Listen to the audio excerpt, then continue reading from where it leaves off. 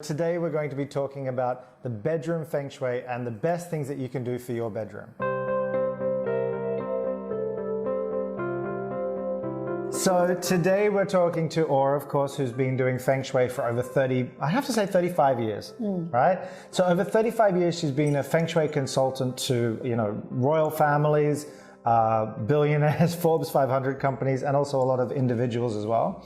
And so I wanted to ask her, what is the best bedroom feng shui? Or I know that for each person feng shui is different, but what are some things that you could say that's like a checklist for people to make sure that they have the best bedroom feng shui for themselves? I'm gonna make sure that the bed gonna be in the middle that you can walk around. Okay, because a lot of people for feng shui, they say you have to put it against a wall. No. Why would you say to have it that you can walk around? Because if you can walk around, and you have to know that in the past, okay, a lot of people will see that if you have the bed that can walk around, it means something bad coming. You will see it first. Oh, so it provides you with a way out, yes. right? Yes. Interesting. Normally, they're not gonna make the bed except if you have the bed like a Chinese, that is like a wall, like 3 of them.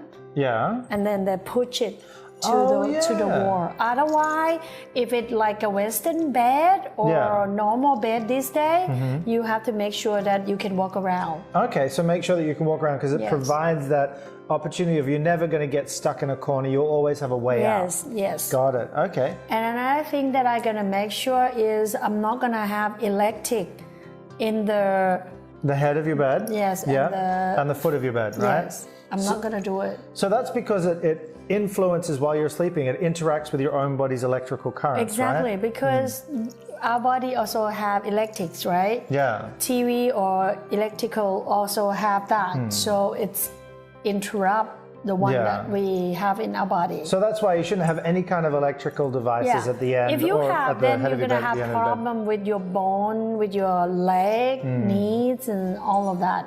I don't want it. You can see it. Anybody who's got a TV at the foot of their bed, they'll have problems with like their legs and lower back. Also, not only electric, I also not put anything that is shining. For example, like mirror. I'm not going to have mirror in the bedroom. Okay, so nothing reflective, you mean? Yes. Yeah. If you want to have anything like this, besides fine. Put it on the side. Because the most important is going to be your head and your feet, where you release that electricity, right? Where you release that energy out of your body. Also the light, because light is also affects us with the heat and also with the eye. So I'm not going to have the light on top of my head. Oh, okay, so also, directly above. I'm not going to have a light above my head as well. Even so, a reading lamp or something, you wouldn't want to have it besides fine. on the side, just not above. Fine. So sometimes they have those beds with the reading lamp built into it. You shouldn't have that. You shouldn't have it. It should be on the side. If you have that, then you're not going to have a good sleep. Another thing is your brain not going to be able to functional in the long term. Is that because the light influences the heat in your head? Not only that, it's killing your eyes. Oh, of course. As well. And also, I'm not gonna make, a lot of people always make, when I say bedroom, only bed. I don't want anything else. Not table, not computer, nothing. I can't have it. You want to keep it as clean and as clear as possible. Yes. Why is that? Because when you sleep, it's the moment that you weak the most. If something attached, then you're gonna get sick. And I don't want that. That's also a good way to make sure that there's no dust, there's no other things in your bedroom as well, as if you keep it completely empty and clear. Yeah. You can't have that. And also, like, I'm not gonna put doll. I'm not gonna have a shell like teddy bears or something like that. I'm not gonna put all of that in the bedroom. No way. Again, because like teddy bears, dolls, and also books, they all collect dust, right? Yes. So the main thing that people don't think about is that they always say that clutter is bad in feng shui, but it's actually dust that's bad in feng shui, right? Another thing is, especially the toilet or the bathroom in the bedroom, I want to have like an open air in the day, so it releases all the poison and everything from the bathroom or toilet, not get into the bedroom. That's like the ensuite especially, right? If you've got one of those bedrooms that has a bathroom attached to it, make sure that it's really well ventilated, because otherwise the bacteria will come into your bedroom. Yeah, that's why you're gonna have allergic for sure. They are, I can have air conditioning, but it have to be the size, not above my head and my feet. It's really important then, especially for anything like any light or heat or cold or electricity around the head. If you learn acupuncture and if you learn doctor for real, you will know that a head and toes have a lot of nerve, and also we release a lot of things when we sleep. Sure. So that's why they don't want you to have anything above your head and your feet. But then, can I ask, there's a lot of people that say it's really important to have your bed facing the door or facing away from the door or something to do with the door into your bedroom. Do you have any comments on that? I have to say that I not care that much, but I have to say that it affects though. Especially with the door that it swing like this. Okay. Because when you swing, you change the direction of the wind. Oh yeah, of course. Okay? Yeah. Normally, for example, like my own home, I never have a door swing. You always have a sliding door, right? Yes. Yeah. Because it doesn't create that airflow or change the movement of the air in the room. Yes, I have to be careful that. So what would happen then if somebody had a door that swung air onto the bed, for example? Would it create sickness, or it depends on where that door is coming from? It's going to create a lot of Problems to them? Yeah. Okay. A lot of problems. That's why I don't.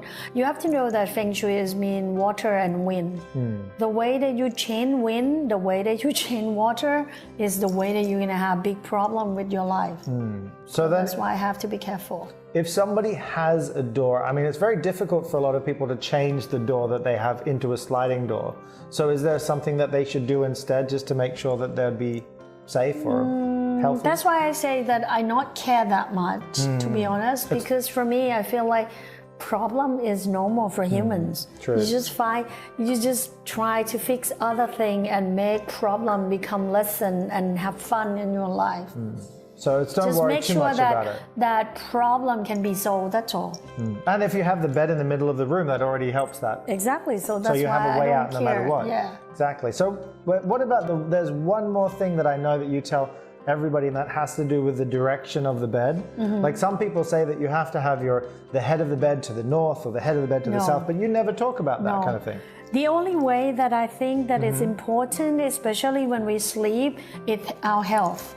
So that's why I will say to everyone that you're going to have a bed parallel to the roads at the front of your house. So it make magnetic world, what do you call it? Yeah, the magnetic energy. So again, everything comes down to that with the energy released from your feet and from your head.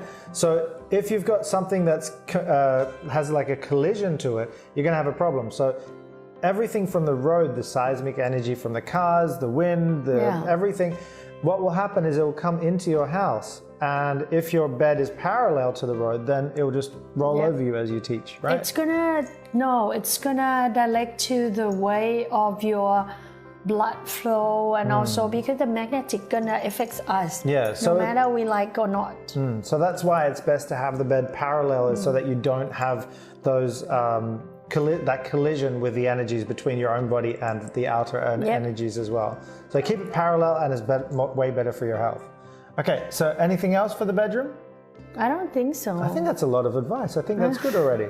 So we've already talked about how lights, don't have direct lights in your eyes, don't have the head of the bed or the foot of the bed, don't have any electrical devices or any heat creating devices or cold creating devices. Anything that changes the blood flow in your feet and your head, it's going to create problems with your health. Also, she said to have the bed in the middle of the room, contrary to what most people say about having it against a back. She said in the middle of the room, that way you have a way to get out of all problems, or if a problem comes, you at least have a way out. And then the problem with the door is that it will create problems if it brings air onto you. But because your bed is, if it's got space around it, you'll find a way out of it anyway. And what was the last one? Oh yeah, keep your bed parallel to the front road. So that's all the best ways that you can have Feng Shui for your bedroom. If you guys have any other questions or comments, of course, make sure to like and subscribe as well, and we'll see you next time.